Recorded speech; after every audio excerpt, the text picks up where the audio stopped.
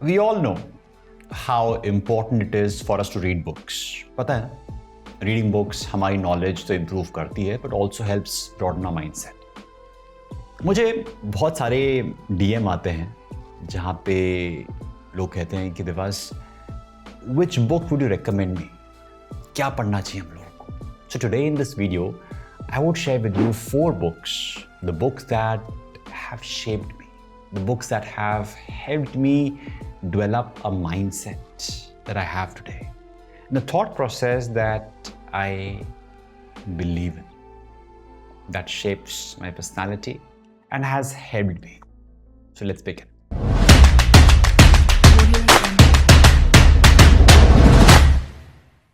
So I'll be sharing some of the books that has genuinely helped me in shaping my personality. And the first book is Ikigai, the Japanese secret to a long and happy life. It's a beautiful one.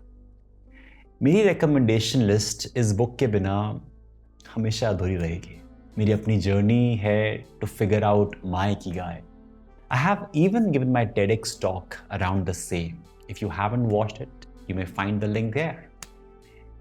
This book would help you know about the secret of Japanese people and how they live a longer and happier life. Some of you might know the meaning of Ikigai, but जिनको नहीं पता है, वो ध्यान से सुनना. Ikigai को जब हम इंग्लिश में ट्रांसलेट करते हैं या समझने की कोशिश करते हैं, कहते हैं कि one's reason for being. One's reason for being.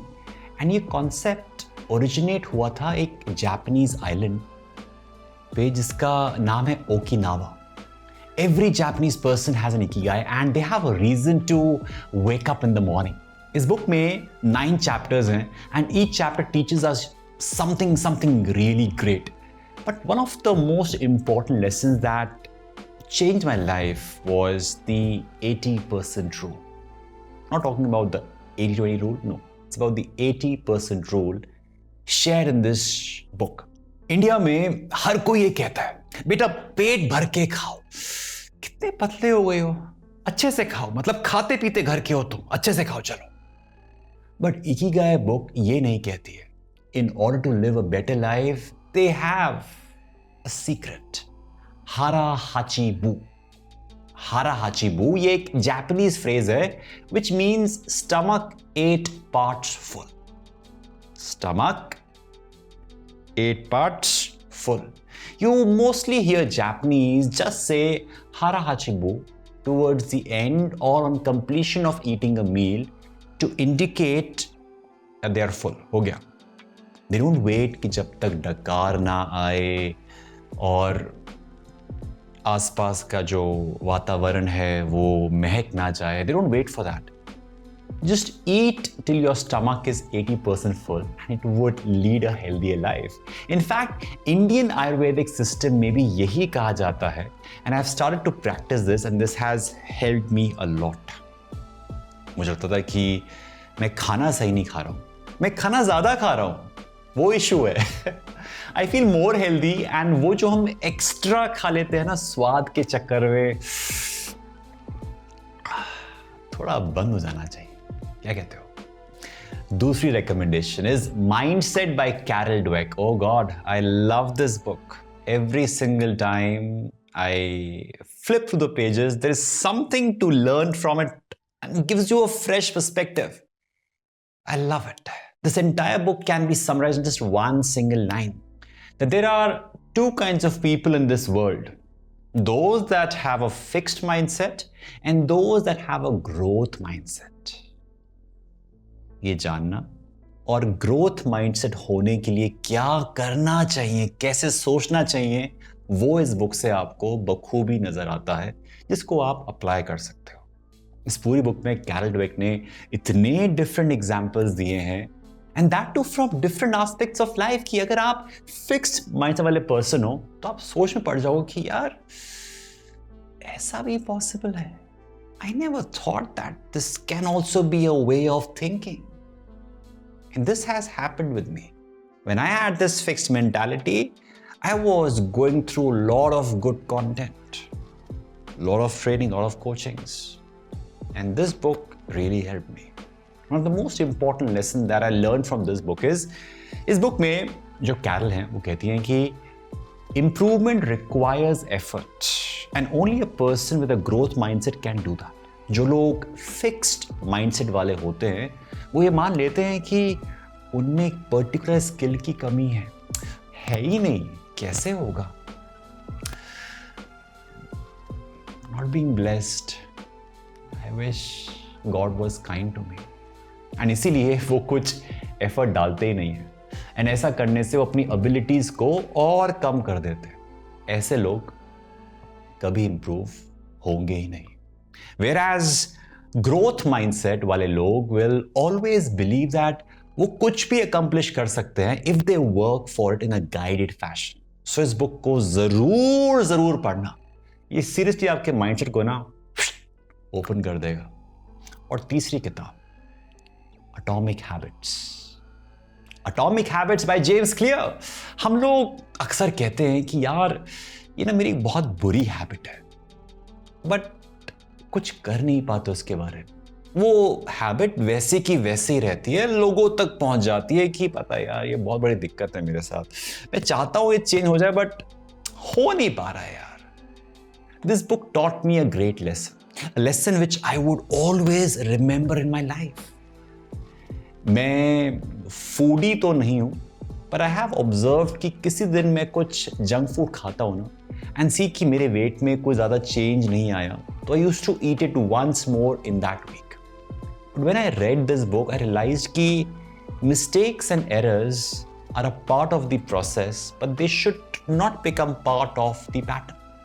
एक बार अनहेल्दी खाने से मेरे पूरे ईयर की प्रोग्रेस में कुछ खराब नहीं होगा, पर 2 mistakes in a row can be a beginning of a pattern. Yes, आपने महीने में एक बार की पार्टी, that's okay. बट अगर आपकी पार्टी हर हफ्ते हो रही है तो दोस्त वो एक पैटर्न बनता जा रहा है और आपकी हेल्थ पे असर पड़ेगा. मे बी इस महीने ना पड़े, अगले महीने तो पक्का पड़ेगा. So whenever I remember this, I tend to stay away from cravings of eating junk food, and I have developed a lot of good habits like this.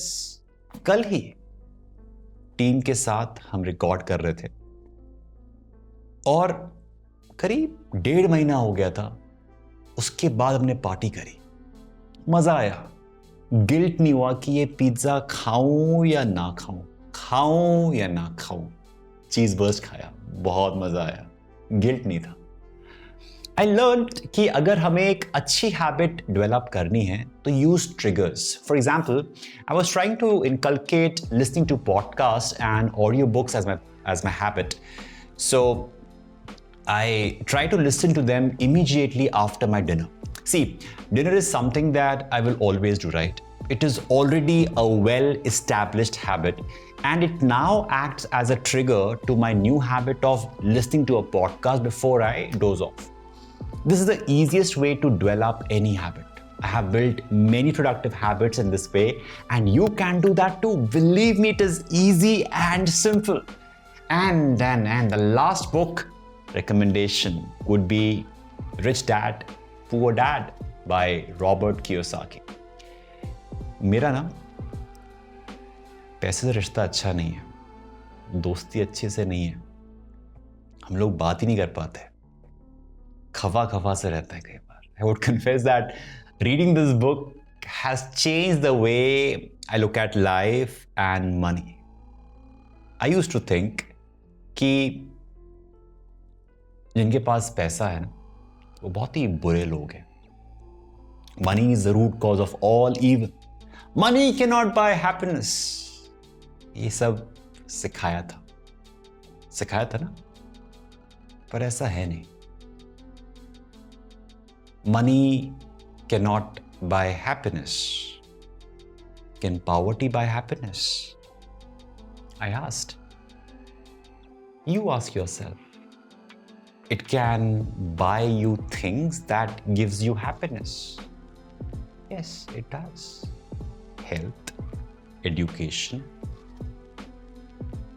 your livelihood, you need money for that. So before you believe that पैसे से कुछ नहीं होता यार, होता है, बहुत कुछ होता है.